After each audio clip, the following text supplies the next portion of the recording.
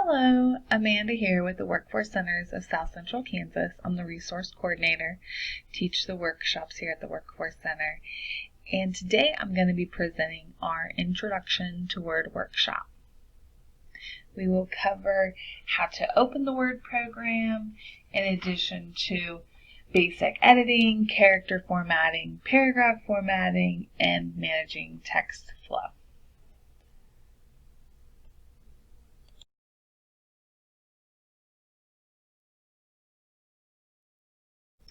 First things first. So how do we get here to Microsoft Word? You will notice that I actually have the Microsoft Word 2016 version. You may have another version, 13 or older. The good news is that most of them are very similar. They may have some slight differences or the way that it looks, but most of the content will be the same and you should be able to follow along pretty easily. So in order to open this Microsoft Word program, you do need to go down to the Start menu. The Start menu on a computer that has Windows is usually found in the lower left-hand corner. You may see a Start flag, or it may actually say Start. If you click here, it will bring up the programs that you have on your computer. With Word, we should be able to find it under the W's. So I've come down here to W and I see Word. The other place sometimes you may find Word located is under the M's for Microsoft Office. With mine being a newer version of the desktop here, this is in alphabetical order. Sometimes you do have to select all programs if you're working with an older Windows type computer. And when you go to all programs, you should then get this alphabetical list. If you're still having trouble, you're not seeing it within your list, you can go to the search and you can type in Word to find it. The search is usually located right about here where you see my arrow with a magnifying glass, and you can type that in. If you do have a newer version like myself, you will actually have to click the circle, which brings up your search box. And this is what it probably looked like for those of you that didn't have to click the circle already. And so you can type Word, and now it will find everything that has Word that is saved in my computer. So I found the one that says Word 2016, and I can just double click and it will open the Word program. So once you open Word, this is what you should actually see before you get into the main page that we were originally on. Sometimes it will walk you through clicking on some different pop-ups that come up. Just work your way through those pop-ups, closing out of them or selecting OK or Next until you get to this page. Once you're on this page, you should see definitely blank document. You may see some additional options as well. Sometimes there are templates that are already showing here, which mine says it doesn't show at this point in time. To start a new document or a letter that you might be typing or a flyer to create something new, you will just double click blank document, which will get us to this particular page. That completes actually opening up Word. I do want to go over the ribbon as well to give you a brief introduction once you're here, what you're looking at, how to use the program. The ribbon is this gray area at the top. And the ribbon will change depending on the tab that you click on, which are located above the ribbon. You should see File, Home, Insert, Design, Layout, References, Mailings, Review, and View. You will not likely have the one that says M Files as you see on my computer. So within the ribbon, underneath each tab, you have command groups. The command groups are divided by a vertical line. And so you've got the clipboard command group, the font command group, paragraph command group, styles command group, the editing command group. And within each command group, you have a set of options. And so it kind of categorizes these things to make it easier for you to find what you're looking for. And generally in the classroom, when I provide instructions, I'll give it as a 3-part instruction. Click the Insert tab, go to the Pages group, then click Blank Page, for example. So as we go along, you may hear me kind of give it in the instructions in that 3-part step as well. So just wanted to give you a heads up on that.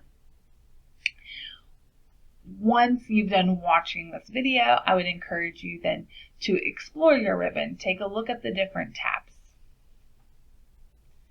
One thing that can sometimes scare people is you may not be seeing your ribbon at all. And if that's you right now, I'm going to show you how you can get your ribbon to appear.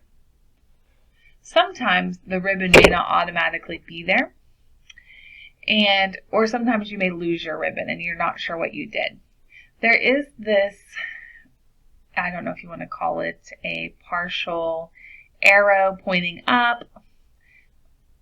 A caret is what I've heard it called in the past, and I usually refer to it as a caret, or a partial triangle, a rooftop, whatever you want to consider this button.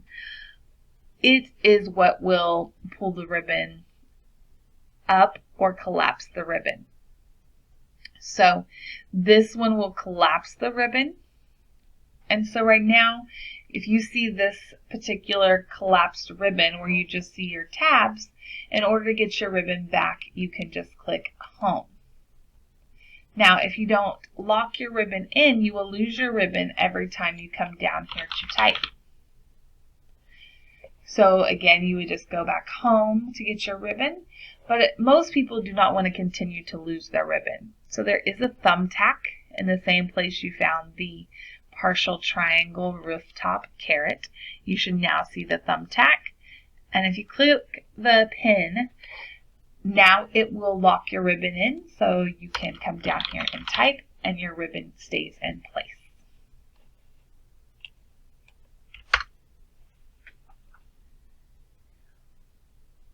Besides locking in the ribbon, there is one other thing I do want to show you, and that's the dialog box launchers.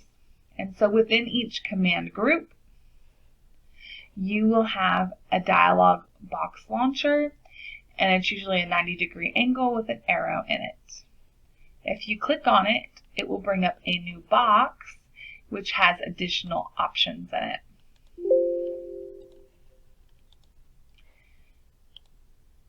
And that is a general overview of the buttons and the ribbon and how to lock your ribbon to ensure that you are able to follow along throughout the rest of the workshop.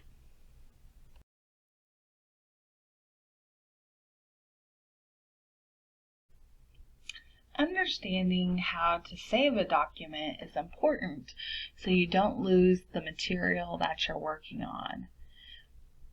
So saving frequently as you're working is encouraged because sometimes there could be a technical issue, as well as when you are wanting to save something to the computer, it's important to know where you saved it and how to access it later. So we are going to cover saving a document and some options with saving.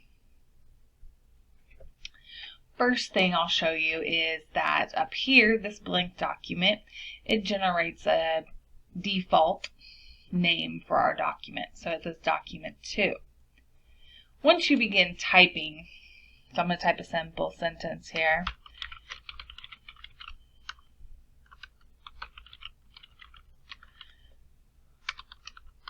Okay.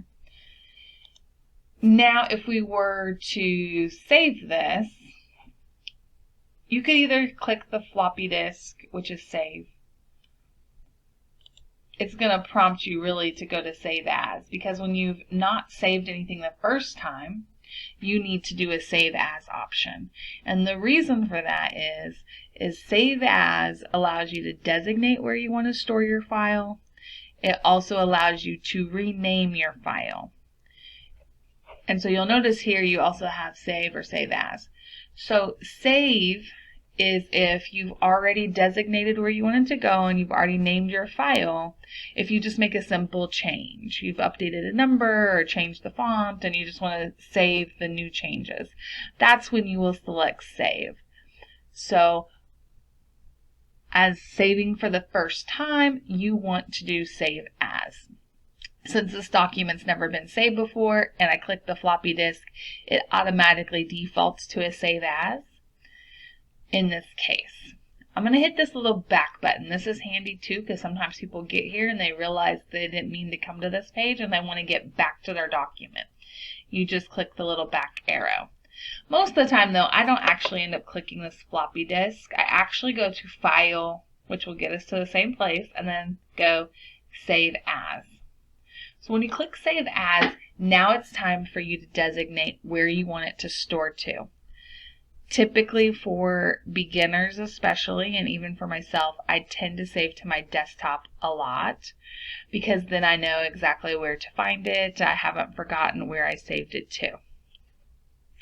So I would encourage you, for today's purpose, I'm going to show you saving to your desktop. However, if you are more technical savvy and you have a floppy disk, not a floppy disk that you want to save it to, but a flash drive rather, another disk drive that you want to save it to, you can select that document, as well as if you have another location you want to store under downloads or whatnot on your computer, feel free to do that. Today's purpose though, we will save to the desktop. So I'm going to click Desktop here, which will then pop up another box. Within this box, you need to select your storage location again. And here on the left-hand side, I call these the storage cabinets, your filing cabinet. So where am I going to file this document? As said before, we're going to file it on our desktop. You'll notice the file name, it wants to predict what we want to name this as our sentence. Most of the time, that's not going to be the case of what you would want to name your document. So go in here and change the file name. I'm going to change this to Test Document 2020. Underneath, it will tell you the type of document you're saving it as. In most cases, you're not going to switch this. You'll just leave it as is, Word document. And then we will click Save. You'll notice at the top, the name of our document has now changed to Test Document 2020. If I go to my desktop, so I'm going to minimize here quickly, we should be able to find, and my desktop is really messy, as I told you, I usually always save to my desktop. We should be able to find where we have saved Test Document 2020 to my desktop. Okay, I think I found it. I did. So my desktop does have the file here, Test Document 2020.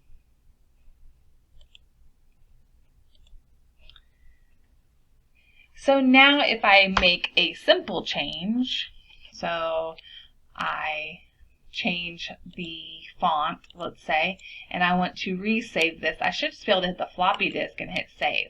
And so now it's updated my changes. And that's really the difference between Save As and Save.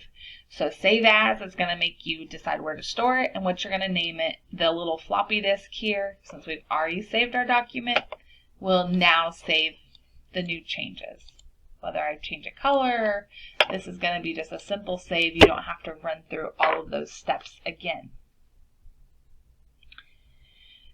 There is a way you can also create a folder to save your document into, and I want to show you that as well.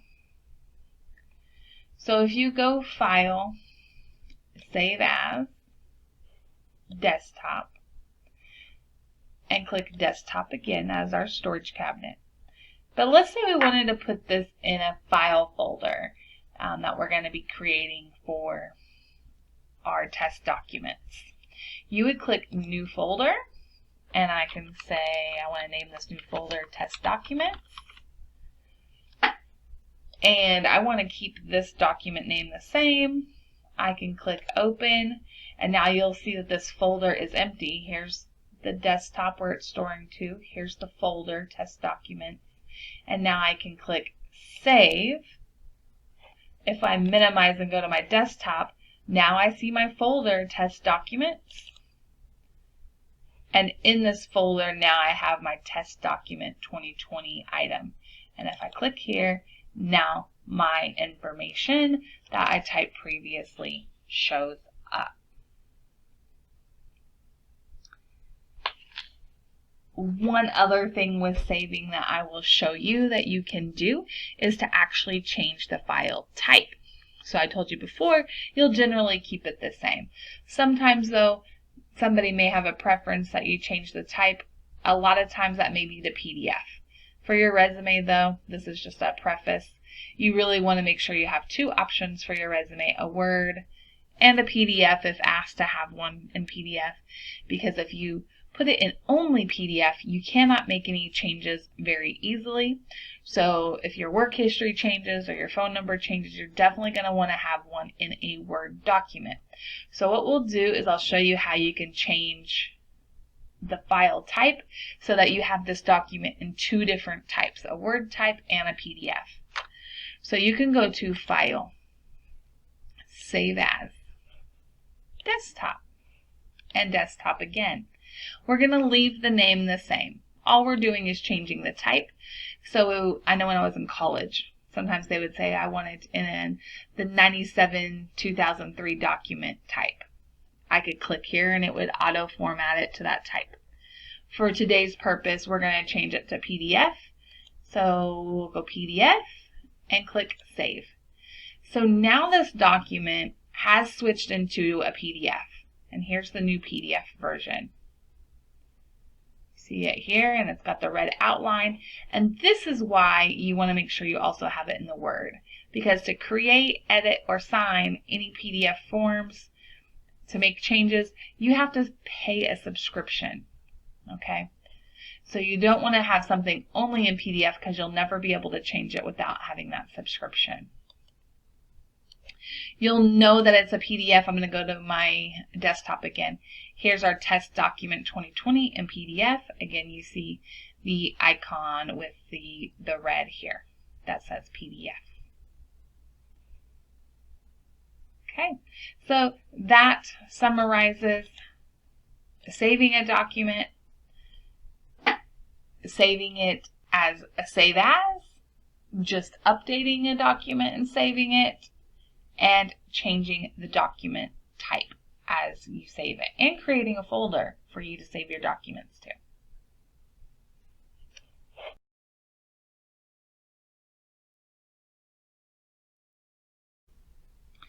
Now that you know how to create a document and save a document, the next thing you'll need to know is how to print a document. I'm going to show you how to print a document and the printing options that are available to you. To print a document, you will go to File. And then you'll have the option to click Print. And then here are all of the settings and options that are available to you. Most often, if it's just a simple print job, you will just click Print, and it'll print the one piece of paper that you're needing. Sometimes, though, you may have more complex jobs. Maybe you need more than one copy. To change the number of copies, you can just press the up or down arrows here to alter that. If you're in the work environment, you may even need to select which printer you want to send it to. At home, you probably just have the one printer and won't need to mess with that setting. You can choose if you want to print all pages, just the current page you're on, or if you want to do a custom print job. For instance, I just want pages 7 through 10. That way you don't have to print out all 100 pages of a document if you really just need a couple of those. You can even change the way that it prints, whether it's one-sided or two-sided. You can also select whether you want it collated or uncollated. So if you're doing a packet, Sometimes it's easier to have it printed collated, so it'll print pages 1 through 10 in one packet versus it printing them out 100 pages of one, 100 pages of two, and then you having to create the packet yourself. Sometimes though you may want it that way, and so that would be uncollated. So it kind of gives you an example, 1, 2, 3 or 1, 1, 1. And then you've got your margins, and you can modify your margins here in the print section, especially if you're trying to, fit things on a page, or maybe you just don't like the way it looks. You can see what it would look like by looking in the preview. And all you have to do is kind of click on these and it will show you what the difference in margin looks like. You can even do custom margins. It'll bring up the dialog box and you can make those changes and adjust those as necessary. If you are doing a flyer, it may be nice to be able to do more than one on a page. So you can print, instead of one page per flyer, you could have one sheet of paper and have 4 flyers out of it. Just gives you some other options. Or maybe you're doing some type of book. You could do 2 pages per sheet as another option. Down here, it gives you how many pages we're looking at, and you can also zoom in and out of that preview screen. And last but not least, you can click Page Setup, and it will give you some other options, more advanced options. So if you don't see what you're looking for immediately, click Page Setup. Those options may be available to you as well. Now you've learned how to create, save, and print, and that is just some of the basics of getting started with Microsoft Word. We will get into additional details on formatting our documents.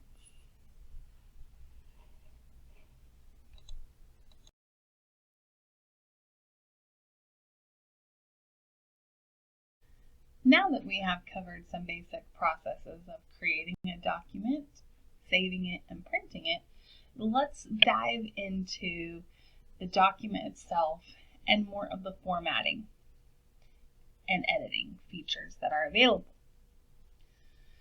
So first we will talk about the undo and redo feature. I'm going to start, where we left off and type a simple sentence here.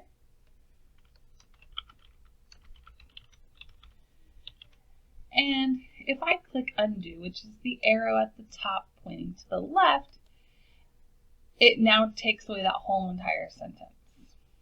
Redo is the one right next to it that points to the right. And now my sentence is back. Sometimes it may not undo everything that you wanted to undo, or it may undo too much. And to be quite honest with you, I'm not sure what determines how much it removes at a time. I think it actually has something to do with the keystrokes and how fast you type. Because sometimes I've found that, I can type something, kind of have a pause where maybe I was thinking, about what I wanted to say, and then when you hit undo, it doesn't actually undo the entire sentence. Well, in this case it did. And that's where I say, sometimes I can never outguess it. But it seems like sometimes it may only undo a word, okay?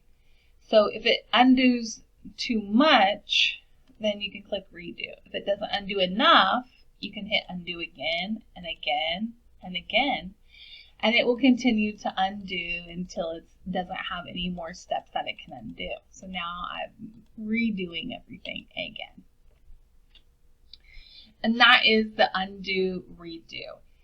Where it really comes in handy is if you make a mistake and you don't know what you did to the document and you just want to get it back the way it was before.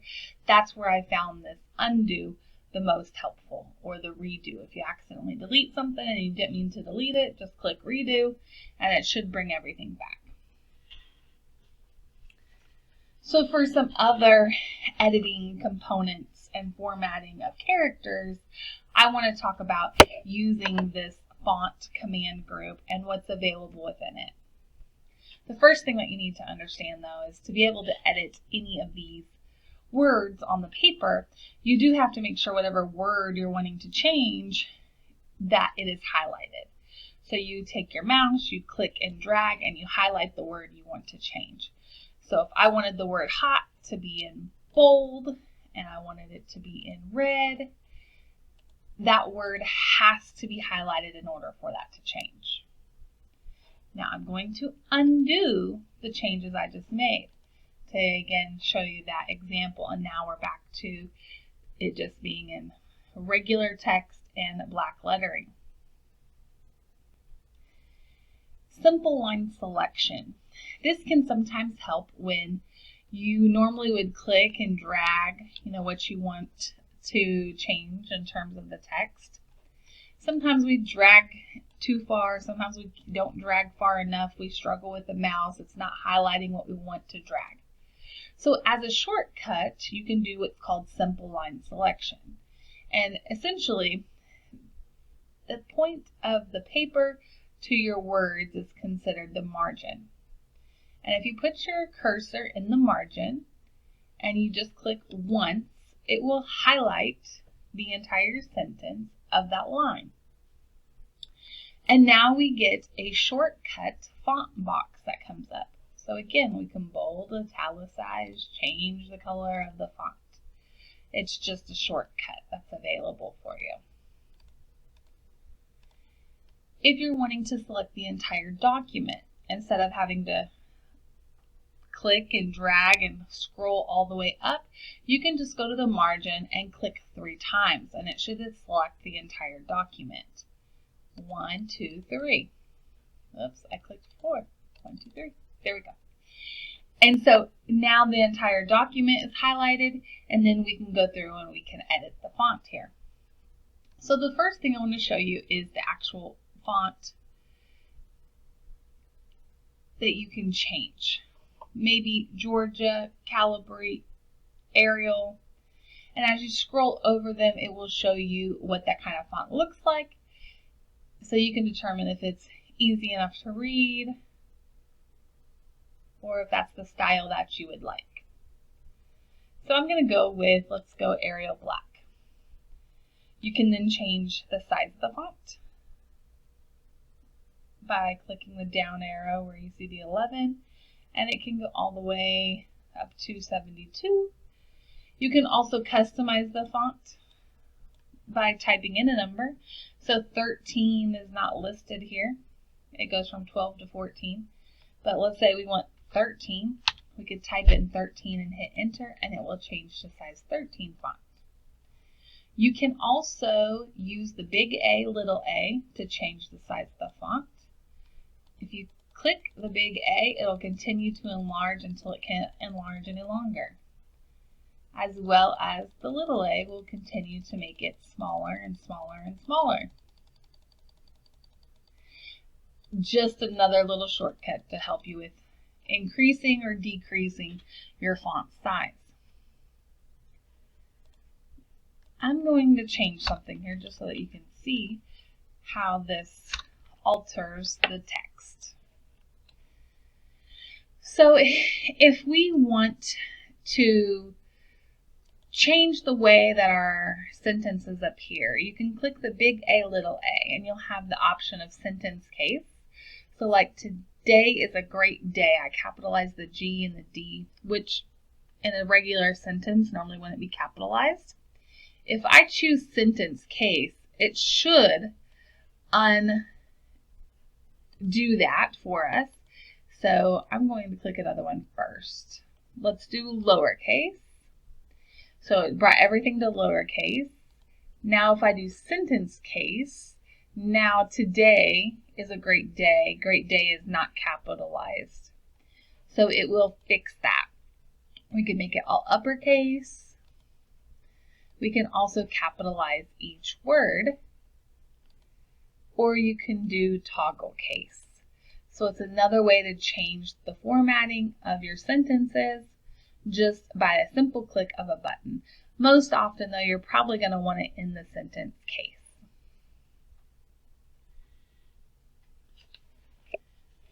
You then can use the bold, as we mentioned before. Bold, italics, underline, strike through. This changes, where the word appears on the line, like whether it's lower or higher, and that's what that 2 is there for in the text. And you can kind of see how the word hot changes there. You can also, with it being highlighted, change the text effects. So there's some pre-set text effects that you could choose. And let's say you don't like the color yellow, you can go through here and you could change the color of the outline. Maybe you want the outline to be purple. So you've got some options, or maybe you want to add a shadow. And we didn't get that done correctly because my thing wasn't highlighted, so I apologize. So make sure it's highlighted, and now you could add a shadow. You can do a reflection. You can do a glow. It's got all different kinds of settings available. And then the next thing I want to show you is the highlighter. The highlighter will be right here where it says AB. And if you want to highlight something, you first need to highlight what you want to highlight. And then you can change the color. If you scroll over them, it will show you what that looks like. On this one, because we do have the font in a colorful font for black, if our words were in black, you probably would have difficulty seeing it. And so you wouldn't necessarily want to use the black highlighter unless you're really trying to black something out in a document. So just be aware of that, because it would look similar to that if everything was black and then you put the black highlighter over it. But let's say we don't want this any longer. If we highlight over the black, we can go to our highlight button and click no color, and it will bring the word back.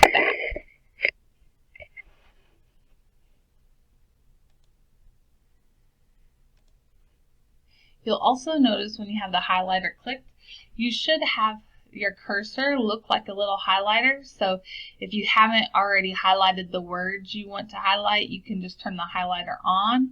And then as you come across things, you can just scroll over it. And then highlight it that way. So 2 options. You can then change the color of your font. Again, it has to be highlighted. What you're wanting to change. And so I want to go back to where there's no highlights. I want to change all of this again to be consistent. So I'm going to practice my simple line selection. I'm going to click 3 times. And I'm going to go back to just automatic black text.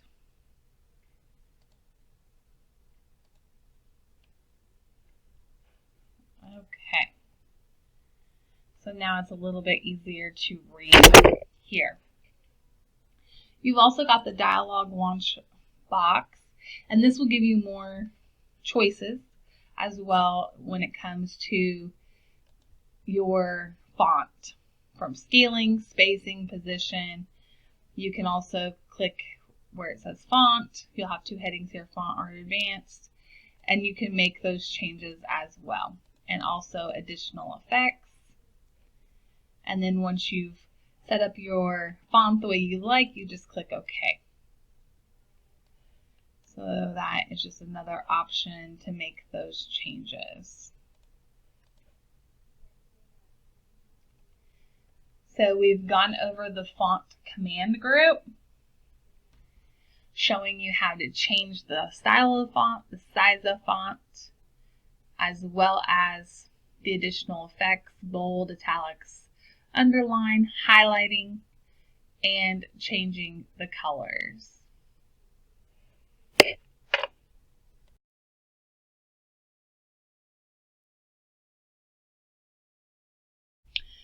Now that I've shown you how to modify the text in the font command group so that it's the correct size, color, font style that you would like, I want to show you another shortcut. And that's by going to the Home tab and the Styles group. These options up here are already predetermined styles. So it's got a size and a font already associated with it. So it's kind of just a quick way to change something so that maybe it's easier to read. You do still first have to highlight it, either by dragging or doing simple line selection. Now when I scroll over these, it should show you what each one looks like and the name that is available for that style. So I'll continue to scroll over these, and so you can see which one you like best. And if we go ahead and we select one, you'll notice this changes to Calibri 11 italicized font. If I change it to this emphasis one,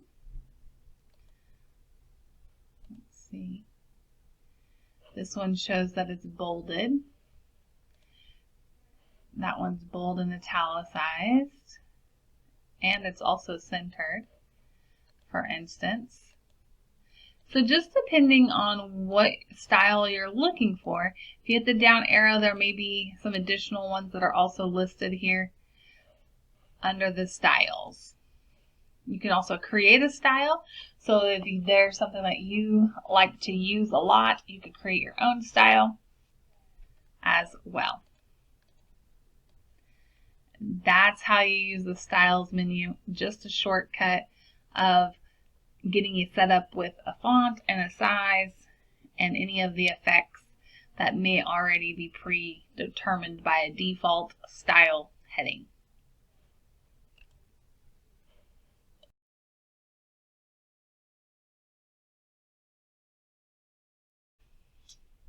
Cut, copy, and paste.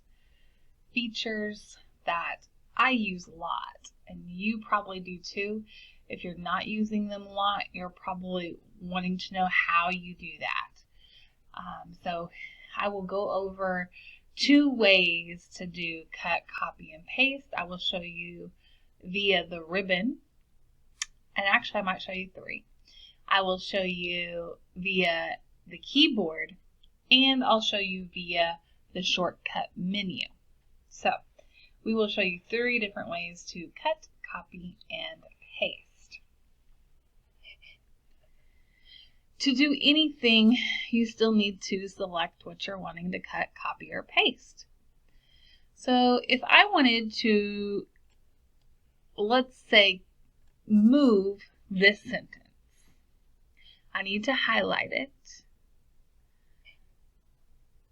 And if I want to move something, we're really going to use cut here because I want to take it away from being the middle sentence and put it somewhere else.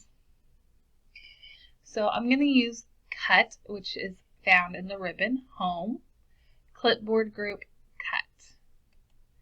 So now that I've cut it, it has disappeared. Now I have to choose where I want it to go. So let's say I want it to be the first sentence on my page. So I am going to hit enter so that my line goes down, and that way I can put my cursor above the word hey.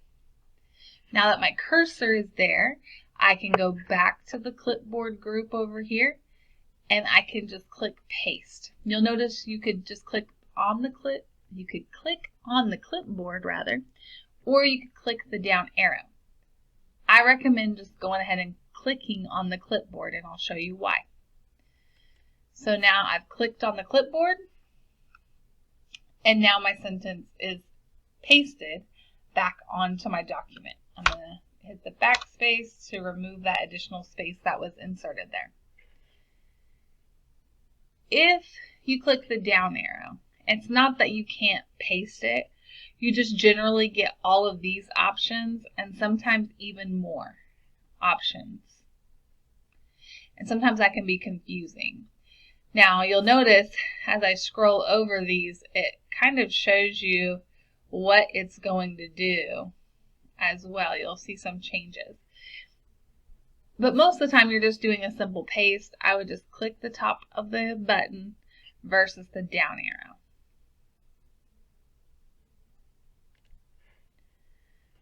Okay, so again, just kind of backspacing off of that. So now it actually pasted what we had on our clipboard twice. And if I hit paste again, it should do it a third time.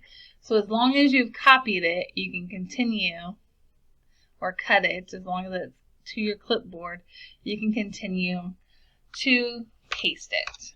So now I want to do something else. I want to actually copy. I want to go to the mall. So I'm highlighting it. I'm going to go to my clipboard group, click copy, and then I can select where I want it to be pasted. So I'll paste it down below, click the paste on the clipboard, and now I have copied it. So what that did was now I have a duplicate, where typically cutting something, it doesn't allow for the duplicate. I'm going to show you cut one more time. So I cut, and then I paste, and now I've only got it once. The only reason we had these multiple times is I showed you paste multiple times. So copy is definitely going to leave you more than one of whatever you copied. Cut is going to essentially allow you to move something. And then paste is going to put it whatever you have either cut or copied back on to the paper.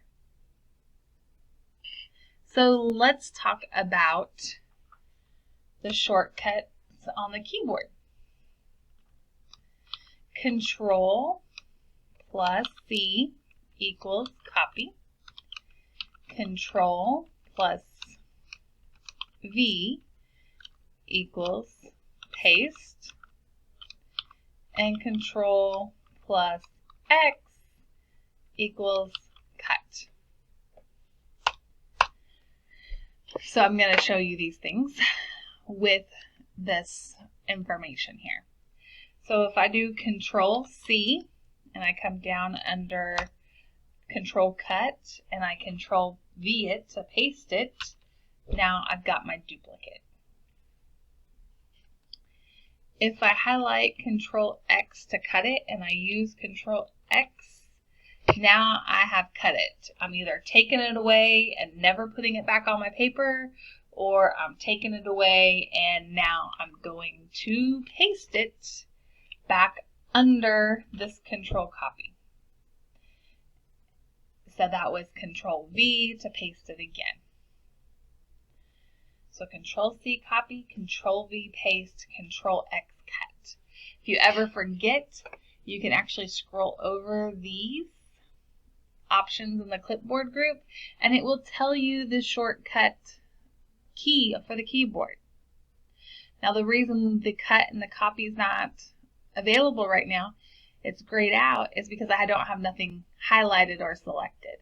And now these are options. So if you don't see the option to cut or copy something, it's likely that you have not highlighted it. So I told you I was going to show you a third way. The third way is using this shortcut. And you can highlight what you want, and on your mouse you would right click. And now it brings up the cut, copy, paste option again. So I can copy, hit enter, right click on my mouse, click paste. I can right click, copy,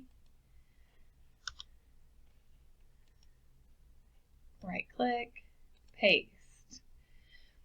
So you can either use your clipboard group, you can use your control keys, or you can right click on your mouse, which will also give you the same options. That's how you copy, cut, and paste.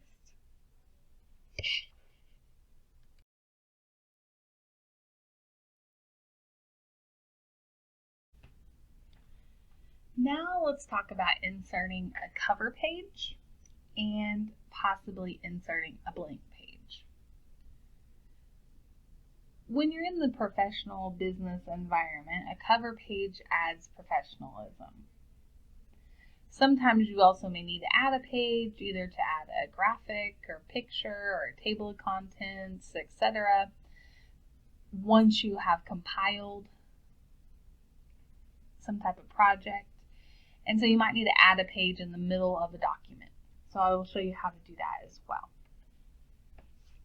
Let's start with the cover page.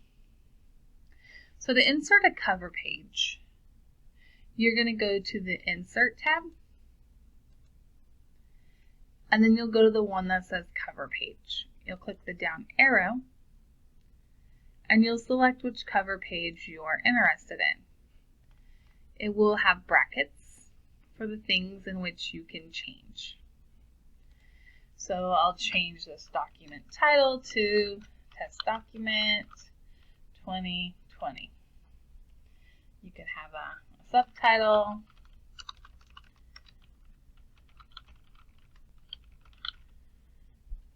And of course you could fill in all of this stuff too.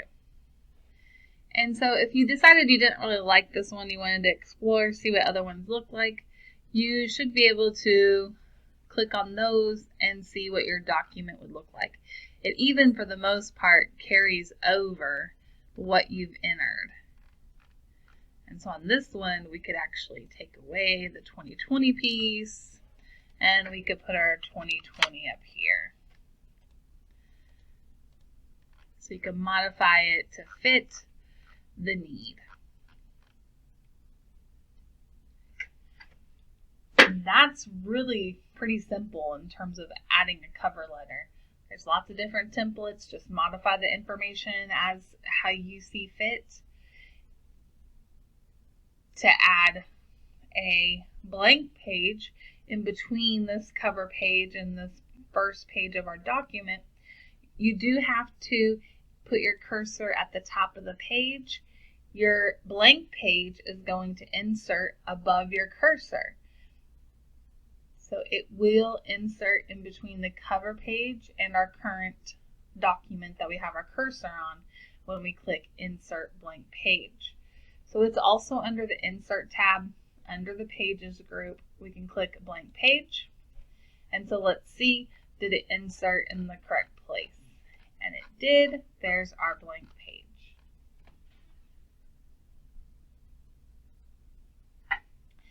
Now you know how to do a cover page as well as inserting a blank page.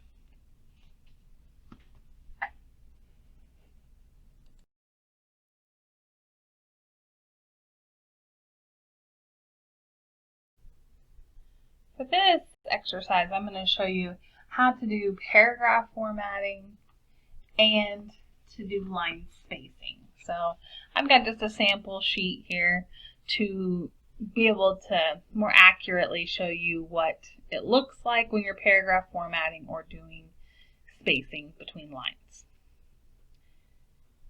Alignment refers to how the text is positioned between the document's left margin and right margin. The left align is default.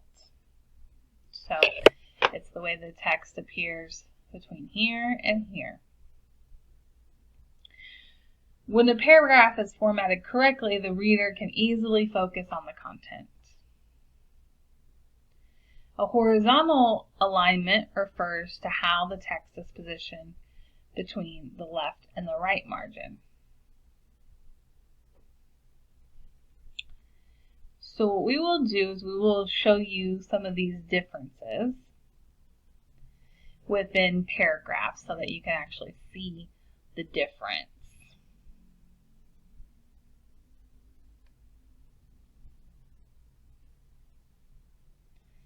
First thing I'll do is we'll go to the page layout tab. So we'll go to the layout tab.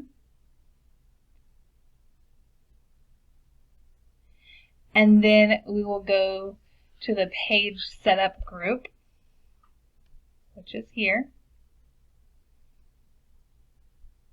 And we'll open up the page setup dialog box.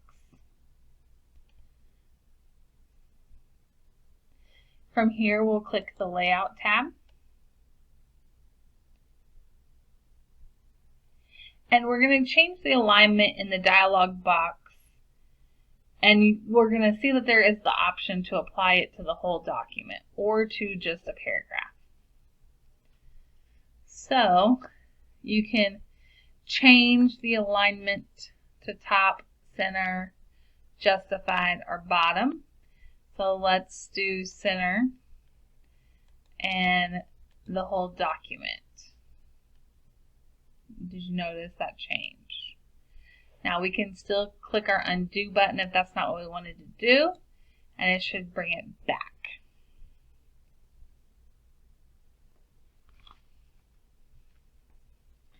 The other alignment options are also found under Home, under the Paragraph group. And so, as we mentioned before, that typically they are aligned left already by default. You may center it, so that's going to center it completely, the words between the left and right. And that's going to be the right justified and then the justified option.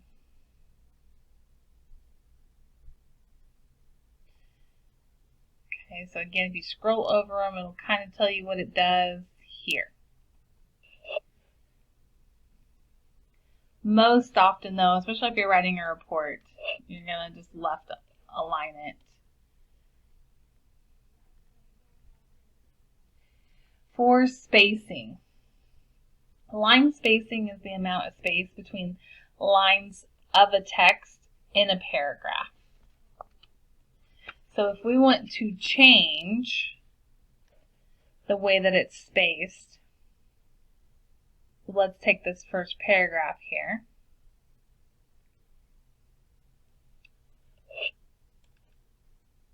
We'll go ahead and highlight what we're wanting to change. And so in this paragraph group,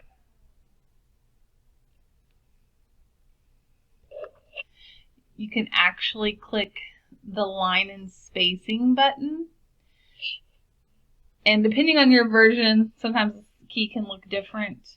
But go ahead and click the down arrow and you can change it to 2 if you wanted to double space, or 1.5, 1.15. As you see here, you can get a variety of options. But we'll go ahead and select 2. So that's one way to get double spacing. We'll go to the next paragraph here.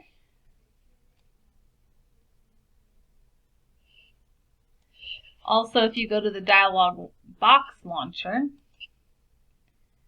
you can also change your line spacing to 2 by going to double here and clicking OK. And there's a third way to get 2 spaces between lines.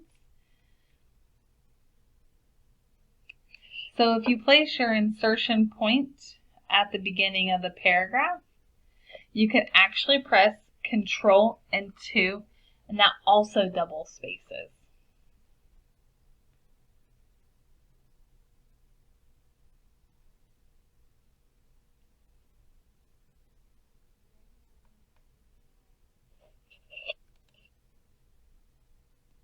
You can also click the Design tab, and you can click Paragraph Spacing. And there's also an option for double. So if we wanted to highlight this next paragraph, paragraph spacing, double space. So as you see here with just double spacing, there's about 4 different ways that you can get the double space to work.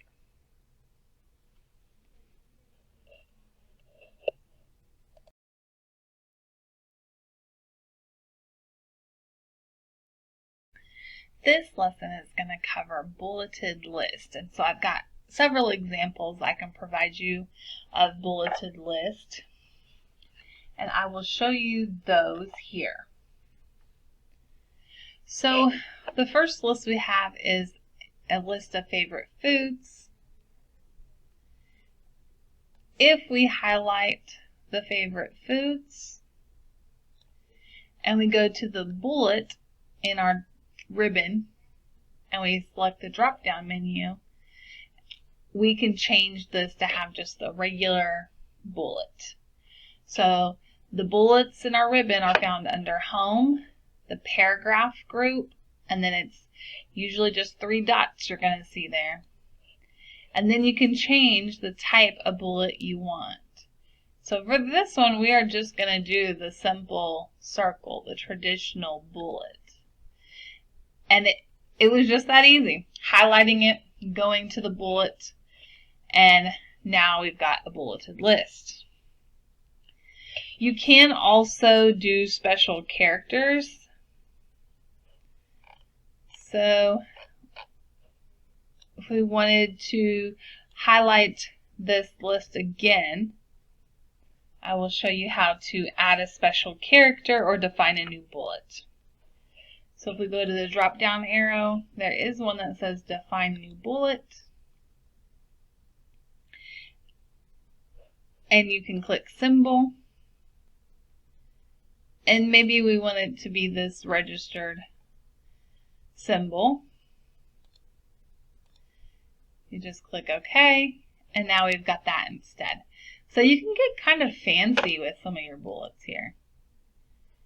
Again, define new bullet, symbol, whatever your symbol it is that you wanted. Click OK, and now it's changed. You can even go as far as, when you define a new bullet, putting a picture in. So depending on what pictures you may have on your computer, from your files on your computer, you can add a picture as your bullet. I'm going to change these back to just the typical bullet.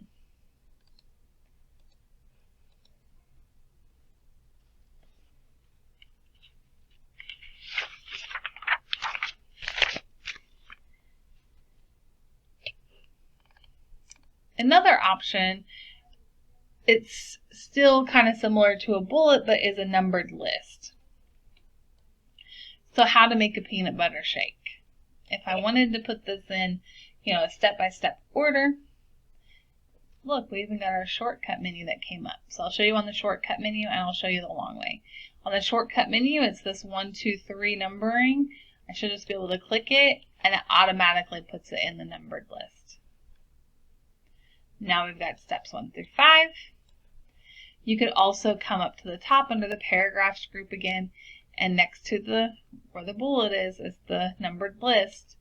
And you can even see if you want to number it in additional kind of steps, such as, one period or one with closed parentheses or Roman numerals in an ABC type format, however you want to number it.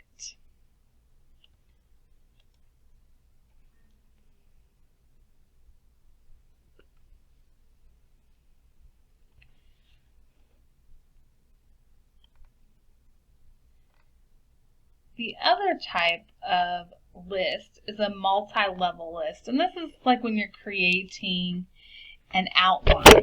If you've ever had to create an outline, it can sometimes be tricky with having to do the Roman numerals, the letters, etc.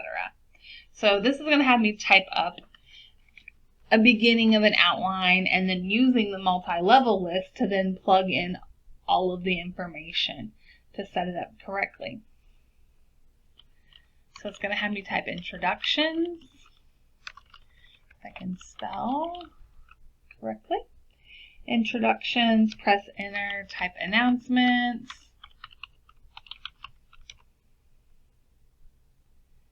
And then it says press the tab key twice and type United Way.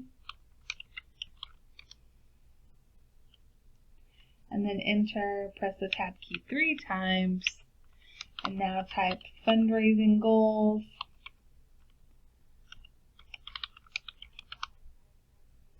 Hit enter, tab another 3 times, and then we'll type here ideas for fundraising.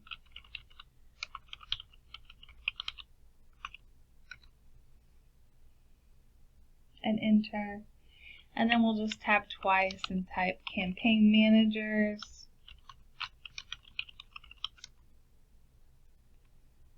Tab twice, company party. Okay, so essentially at our meeting, we're going to go through introductions. We've got a few announcements. They pertain to United Way, campaign managers, and company party.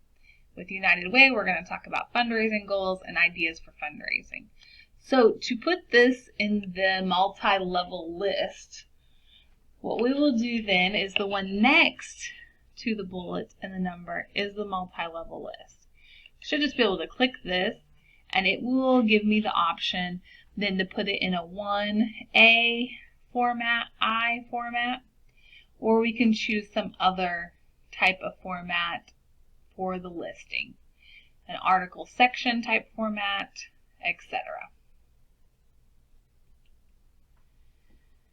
So I'm going to go with the first one, and now it has essentially put our outline in the way that I described that each thing would take place. Introductions, announcements, etc. So that's a pretty easy way to get an outline going just by using the multi-level list. And then another feature that you can use is a sort feature to sort the contents. So let's go to my favorite books. If I highlight this, it's already in bullets, but I want to show you how to sort it. If we wanted this in alphabetical order in the paragraph group, you can see the A to Z, and all you have to do is click it, and now we want to keep this where it says paragraph text ascending. Click OK, and now we have it in alphabetical order. It starts at A, goes to W. If you want to put it in reverse alphabetical order, you can do that too. Click it again, click descending, and OK. Now we start with W and go to A. That's just a quick way to alphabetize a list as well.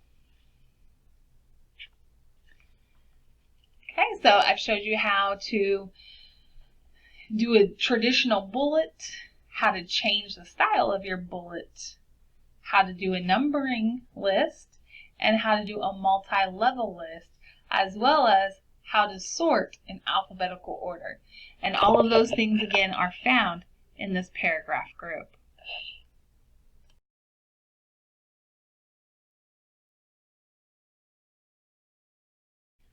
Managing text flow is important when trying to fit contents on a page, or knowing where is appropriate maybe to insert a page break, or possibly even changing the layout of your page in terms of orientation so that you can get more on your page, etc. So I'm going to show you about setting your margins, page orientation, and page breaks in an effort to help you with managing your text flow.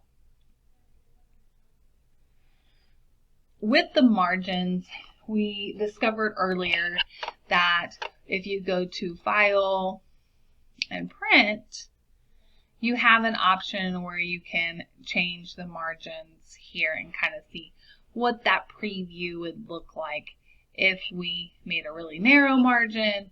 As you see, you've got a lot more white space down here, but a whole lot less white space here. Normal margins, what that looks like. Okay, so that's of course one way. As we've noticed going through this, there's usually more than one way to do something. So I want to show you another way you can access your margins and how you can switch your margins before you get to the print option. If you go to the page setup group, which is on the page layout tab. So you first have to go to layout, page setup group. You'll also see there is a margins drop down. And this does the same thing that it does within the print feature. So again, if you click, it will show you what this is going to do to your page. Sometimes if you're like just barely over going into the second page, narrowing your margins might get you all on one page, for instance. And you can click custom margins and you can change this. So maybe you want the top and bottom to be 1, but you want the left and the right to still be 0.5. So you can play around with those things by adjusting the margin using the up and down arrows here.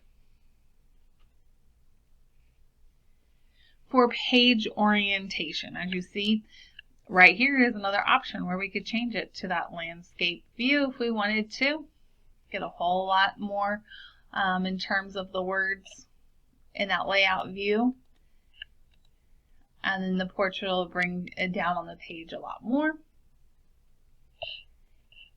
There is also the orientation piece right here in the page setup under the layout tab.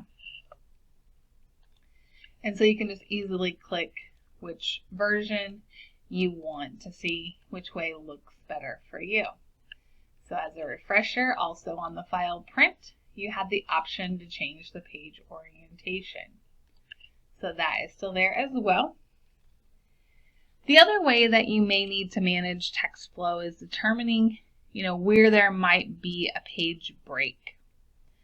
So let's say we didn't want this all on one page. Maybe we're going to insert a picture or something on here, and we want part of this to go onto a second page. If you want to insert a page break, I'm going to show you how to do that. One of the things that you can do is click the Show Hide button. It kind of looks like a backwards P, or I think it looks like a musical note, to be honest.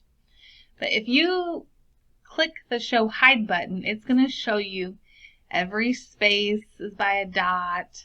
Every enter has this little P sign, okay? And it'll show you what's actually going on with it on the page. So it wants us to place our insertion point at the end of the third paragraph.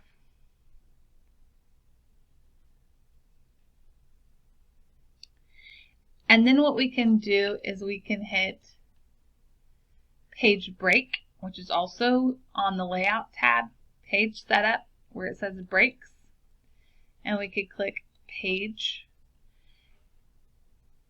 And so now what it did is it moved everything below that cursor to the second page. If we scroll up, you'll see that it has a page break indicator here with a dotted line. Should you not want this page break, you can actually just delete, highlight it, delete it, and now everything's back on page 1 again. If you decide you do not want the Show Hide on the paper, you can go back to the home, click the Show Hide button again, and that takes that away. One last thing I will show you with this, it doesn't really go with managing text flow, but more so about multiple selection, as I've taught you with changing font. Sometimes with these headers, and this is what it reminded me of, maybe you want to just change the headers to be a different color or a different size, etc. You can also, by hitting Control, highlight more than one header at once. And then you could change, you want these to really be all 20, and maybe you want them to all be green. So that's a way that you can do a multi-selection as well. That actually sums up managing the text flow.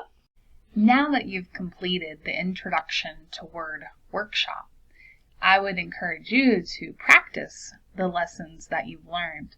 You can start with opening the Word program, exploring the ribbon, type some simple sentences, modify the text the way that it looks, size, color, text effects, modify paragraphs, save your document, practice printing.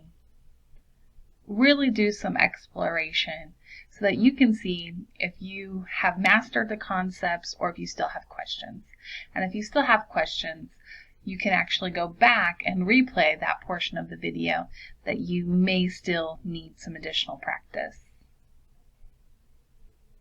Thank you. We encourage you also to follow us on Facebook at facebook.com/Workforce Center and youtube.com/Wichita Workforce Center.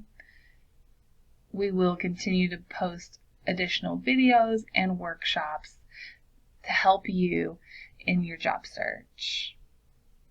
Thank you again.